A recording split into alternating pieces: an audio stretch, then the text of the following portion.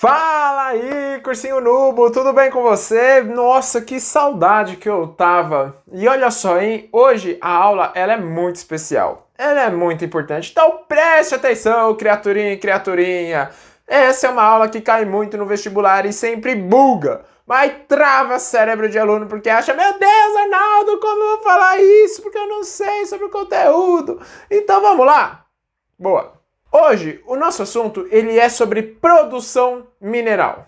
Quando nós estamos falando então de produção mineral, nós temos que lembrar ferro, alumínio, bauxita, né? Bauxita ou alumínio, tanto faz. Nós temos que pensar no manganês, enfim, tem que pensar em tudo. E aí você fica pensando, poxa, mas eu tenho que decorar todos aqueles mapas e não sei o que lá. Então calma, espera, porque você vai lembrar daquele mapa do ensino fundamental, do ensino médio, aquele mapa horrível, super feio, cheio de monte de imagenzinha, de estrelinha, bolinha, triângulo, quadrado, retângulo. Vai ter tudo naquele mapa, menos algo entendível para você. Então calma, espera, assista essa aula com calma, com tranquilidade, porque só tem alguns pontos que você tem que decorar, beleza? Vamos lá? Simbora! Dando contexto, então, em primeiro lugar, nós precisamos saber o que é um recurso. Bom, recurso, assim como você pode ver na imagem, você pode ver uma praia com um monte de lixo. Só que o que é lixo, né? Então é errado nós falarmos, inclusive, lixo. É melhor nós falarmos sobre resíduos sólidos. Por que resíduos sólidos e não lixo? Porque lixo nós pensamos sempre que é algo descartável que nós não utilizamos. Resíduos sólidos não, nós sempre utilizamos, que são restos sólidos que principalmente eles podem ser utilizados, podem ser reutilizados. Então quando nós estamos falando de um recurso, é algo que nós podemos utilizar. O que nós não conseguimos utilizar não é porque ele é inútil, mas sim, por enquanto nós não temos tecnologia para fazer alguma modificação, transformação e colocar no nosso dia a dia. Tudo bem até aqui? Então, o que acontece? Os recursos geralmente eles são finitos, ou seja, eles acabam. Só que como nós podemos fazer para que esses recursos eles sejam supridos ou substituídos até mesmo pela alta demanda? Então é muito importante com que nós achemos outras formas de produzir algo semelhante uma utilidade, mas com recursos que existam na natureza ou até mesmo de forma abundante. Vamos pensar um exemplo? O petróleo. Até há pouco tempo atrás nós achávamos que não tinha um substituto para o petróleo, até que houve o choque do petróleo e o mundo inteiro se viu obrigado a produzir, ou melhor, achar outras fontes energéticas. E aí vieram as fontes energéticas renováveis. Aí você teve uma ampla fonte de energia, até mesmo para você diversificar e não ficar refém só de alguns produtores e algumas vezes até ficar exposta a um mercado e uma inflação muito grande. Lembrando que inflação é a alta do preço muito grande. Tudo bem até aqui? Vamos para o próximo slide. Bom, então nesse slide nós temos aqui alguns exemplos de tipos de recurso. Então existem os organismos vivos. Que organismos vivos são esses? Os animais, para quem for carnívoro. Tem também as plantas. As plantas elas também são organismos vivos e elas também são recursos naturais. Afinal elas são utilizadas para medicamentos, são utilizadas até mesmo para enfeite, não é mesmo? Para ornamentos. Então, sim, os seres vivos eles também são uma espécie de recurso. A água é um recurso importantíssimo, né?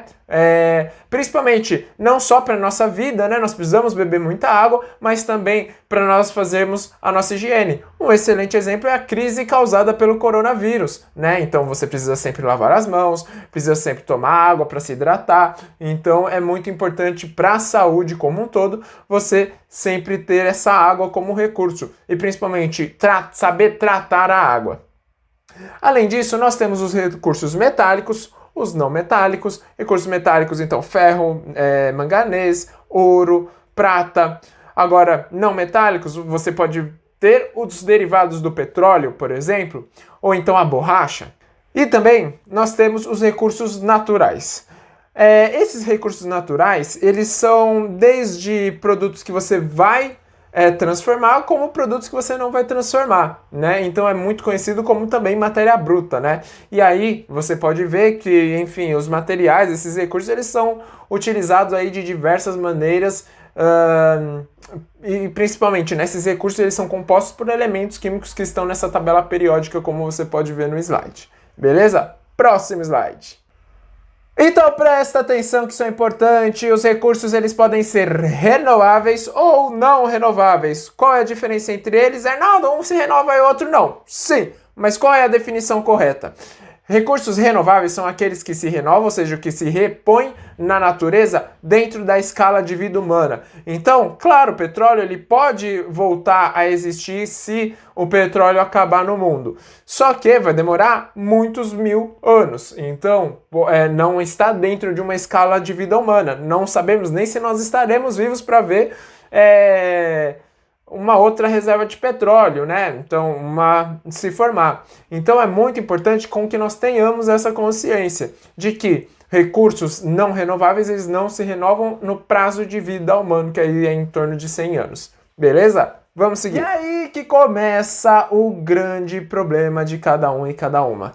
Quando olha esse mapa, o que vai falar? Meu Deus, Arnaldo, eu não sei o que eu faço, porque esse mapa, ai meu Deus, agora eu vou ter que decorar toda essa coisa chata de tanta forma, tanto desenho e ainda tem tanto nome, então calma. Não, só dá uma bisoiada aí, eu vou te dar 1 segundo para você olhar. Boa, já olhou? Então o que é importante de você observar aqui no Brasil?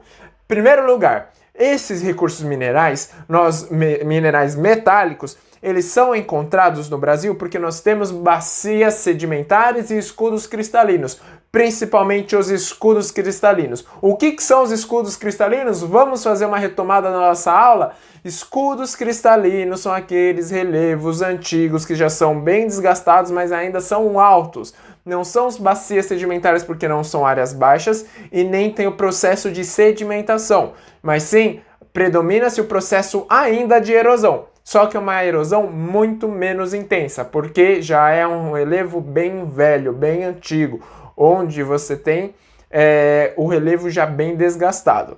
Tudo bem?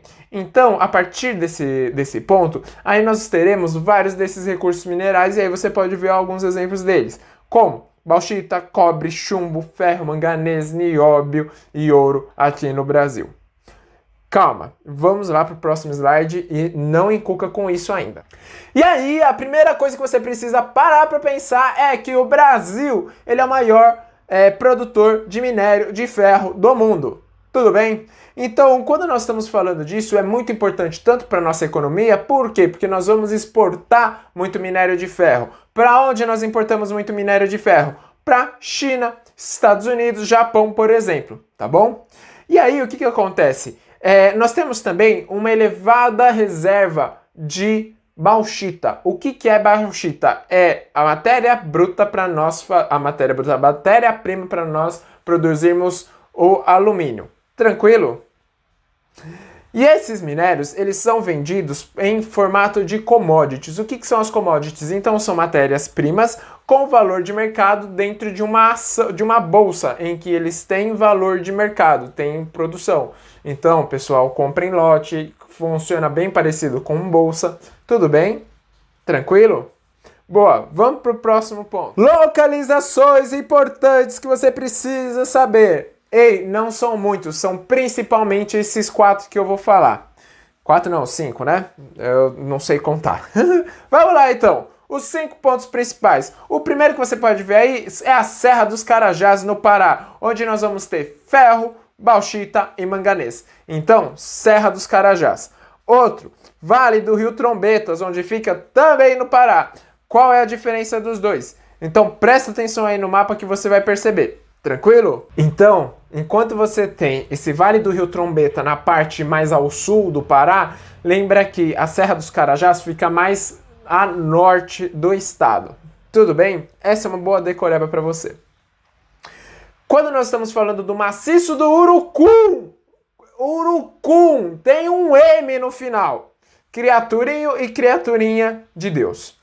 Então fica no Mato Grosso do Sul, onde nós vamos ter ferro e manganês. Então perceba que todos os nossos relevos vai ter principalmente ferro. Não é à toa que nós somos o principal produtor e exportador de ferro do mundo.